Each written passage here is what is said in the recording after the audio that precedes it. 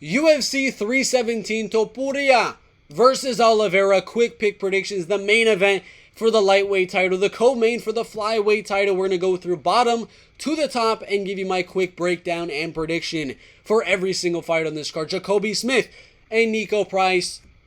You already know. Jacoby Smith, round 1, round 2 finish. Whether he wants a submission, he wants a ground and pound TKO, he wants a knockout on the feet. Jacoby wins wherever the fight goes. Striking, he wins. Grappling, he wins. Wrestling, he wins. Ground and pound, he wins. Power, speed, explosiveness, youth, he wins. Jacoby Smith is going to go out there, dominate, and finish Nico Price however he damn pleases. Alvin Hines, Jonathan Denise. I'm going to go Alvin Hines. Everybody hates this pick this week, but I think it's a pick 'em. I think the fight can literally go Jonathan Denise going out there and knocking out Alvin Hines in round 1 fairly easily, or Alvin Hines weathering the storm in round 1 and then wrestling and grappling and really wearing on Jonathan Denise in round 2 and round 3, ground and pounding, controlling, holding, attempting submissions, and grinding on Jonathan Denise to win round 2, win round 3, and win a decision or finish Jonathan Denise in the later rounds. I'm going to go Alvin Hines as a big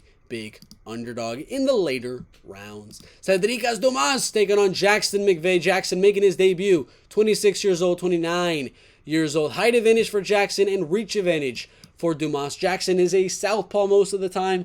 He's likes to be on the back foot, throw those front kicks, get in the clinch, laying good knees and elbows. He's a grappler though. He's got great jiu-jitsu, great submission ability. I think he's going to counter Dumas as he comes in, mix in takedowns, and keep doing that. Rinse, repeat, rinse, repeat. Dumas comes forward, trying to land boxing combinations. Jackson kicks at range, jabs and 1-2s at range, mixes in the takedowns, and eventually, after one of those takedowns, I'm going to go Jackson McVey by submission. I think he'll get a Darce choke, a guillotine, a arm triangle, a rear naked. I don't know what he's going to get. Depends on what position he's going to be in. So I'm going to go Jackson McVey, round 2, submission. Next one. Terrence McKinney and Vyacheslav or Slava Claus Borshchev in the UFC lightweight division. Age advantage Terrence, height advantage Vyacheslav, and reach advantage Terrence. Terrence will win round 1. Vyacheslav will win round 3. And round 2 will go to Terrence because he's got enough gas tank to sustain himself at least 2 rounds. So I'm going to go Terrence to win round 1 and drop Vyacheslav Borshchev. Round 2, I don't think he's going to drop Vyacheslav, but he's going to wobble him and hurt him. And then towards the end of round 2, Vyacheslav will start to come back a little bit.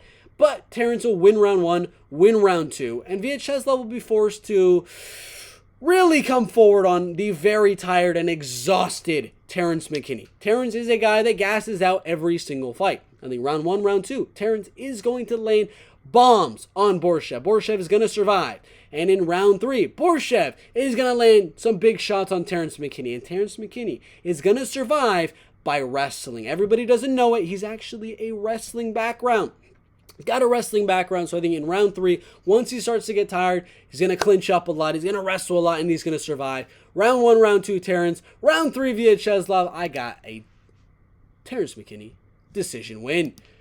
Viviane Araujo taking on Tracy Cortez. I am going to go with the older Viviane Araujo. She's not as tall, but she's lengthier, and that's going to help her. She's going to be on the back foot, countering. Tracy's going to come forward. Viviane's going to jab in 1-2 and kick at range as she comes in. It's going to be the counterer versus the pressurer, and both girls are good grapplers, but neither girl, I believe, is going to get takedowns and control that and land ground and pound and land submission attempts. So this is going to be, again, pressuring Tracy and countering Viviane. I think Viviane's reach advantage here and her speed is going to be able to be used very, very well in this fight. And she's going to counter Tracy Cortez for 3 rounds. Tracy will win one of those rounds and have a very close other round as well. 29-28 split decision for Viviane Araujo. Very, very close fight. Hyder Amil and Jose Delgado in the featherweight division. I'm going to go Hyder Amil to win 2-1 in a very close decision. Jose Delgado has to win this fight by doing exactly what Viviane Araujo did, or what I'm saying she did, or should do. My God. Stay on the outside, use your height, use your reach, jab and 1-2, move, move, move. And then while he comes in, you have to crack your opponent a few times. Because Haider Amil is going to land more volume.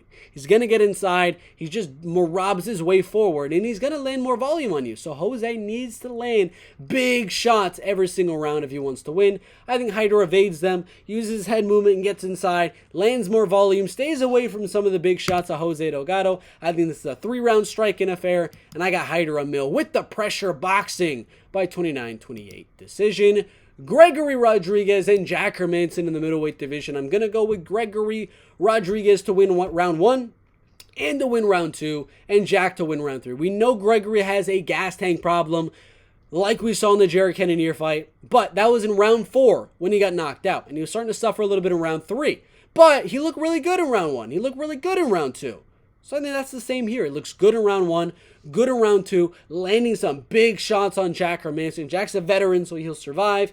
And in round 3, Jack Hermansson has a little bit of a comeback. Gregory's on the back foot now, but Gregory knows it's only one more round. It's not like the Jared Cannonier fight where he has round 4 and he's got round 5 to worry about. He doesn't have that. So he's starting to coast a little bit and just survive. 2-1 for Gregory Rodriguez. Peyton Talbot taking on Felipe Lima. I'm going to go Felipe Lima by submission in round 1 or round 2. I think Peyton's going to land some good boxing combinations, some good kicks, move on the outside, stay at range. Felipe is going to attempt a takedown. Peyton will stuff one takedown, and then Felipe will find the timing a little bit better on the second, get in on a shot on Peyton Talbot. They'll get to the clinch. Felipe will work for about a minute and get Peyton Talbot down to the ground. Ground up on him a little bit. Get the back of Peyton Talbot right at the end of round number 1. And the round ends. Round number 2 starts. Felipe does the exact same thing, but earlier in the round. Gets the back of Peyton and submits him. Felipe Lima. Round 2. Rear naked choke.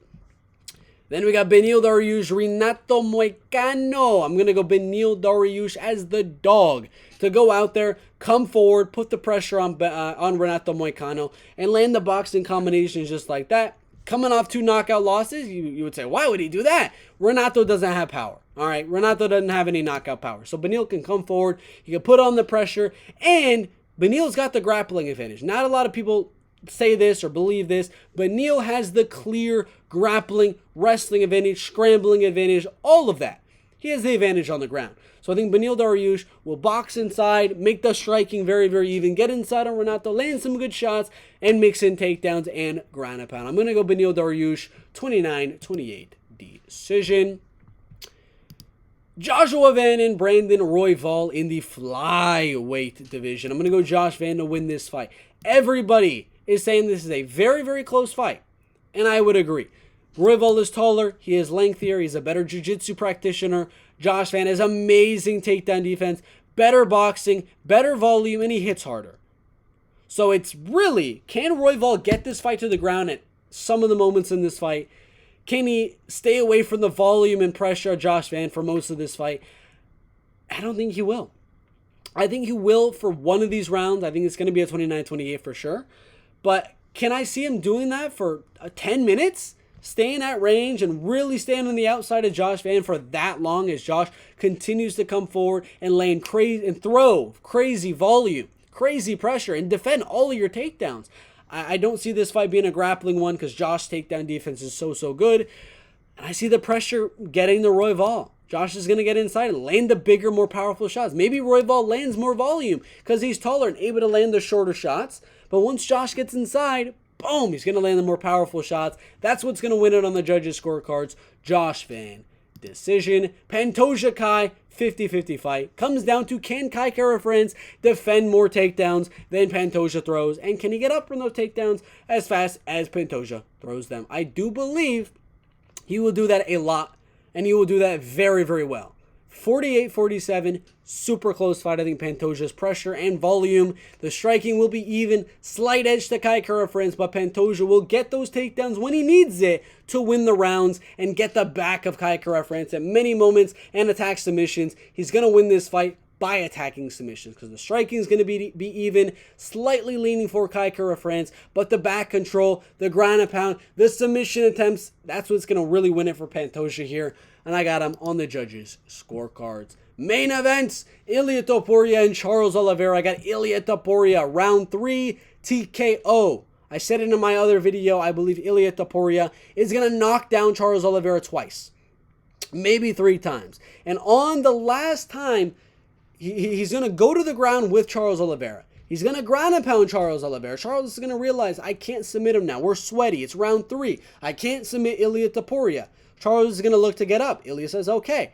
He lets him up, but Charles' back is to the cage. Ilia pressures forward. Charles' back is to the cage. He's got his high guard. Ilia lands. Left hook to the body. Uppercut. Overhand. Overhand. Body. Body, uppercut, overhand. He just starts wailing on Charles Oliveira, and I think he knocks him out.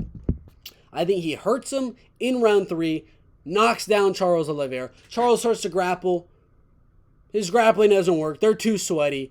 Ilia lets them up a little bit towards the cage, and once Charles' back is to the cage after he just got wobbled, he tried to jits for a little bit, fights back on the feet. He's still a little wobbly. Ilia gets his back to the cage like he did Max Holloway, like he did Volkanovski, had them both slumped right next to the cage. Ilia's going to get his back to the cage and land those hooks, those uppercuts, and that overhand. And I'm going to go overhand right knockout win. Ilia Topuria in round number 3. I think it'll be 1-1 in the first 2 rounds. Round 3 for Ilia Topuria. Those are my quick pick predictions for UFC 317. Topuria versus Oliveira. I got Ilia Topuria. In the main event, Alexandre Pantoja. In the co-main, Josh Van as a 50-50 pick'em fight. I got underdog, Beneil Dariush. I got Felipe Lima. I got Gregory Rodriguez. I got underdog, Hyder Amil. Underdog, Viviane Araujo. Terrence McKinney. Jackson McVey in a 50-50 on the betting odds. Alvin Hines, underdog. And then Jacoby Smith. Those are my quick pick predictions.